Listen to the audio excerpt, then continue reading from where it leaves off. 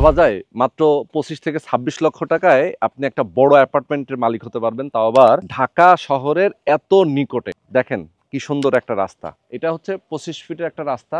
এর পরে ঠিক আরো একটা 25 ফিটের রাস্তা আছে, ঠিক এর পরে যে রাস্তাটা, ওই রাস্তার সাথেই 6.15 কাঠা একটা ল্যান্ড আছে, যে ল্যান্ডের উপরেই মূলত G+9 একটা বিল্ডিং হবে, 950 বর্গফুটের একটা অ্যাপার্টমেন্ট, এবং এখানে প্রত্যেকটা ফ্লোরে 4টা করে ইউনিট থাকবে। পার্কিং ফ্যাসিলিটি থেকে শুরু করে সব কিছু থাকবে এখানে।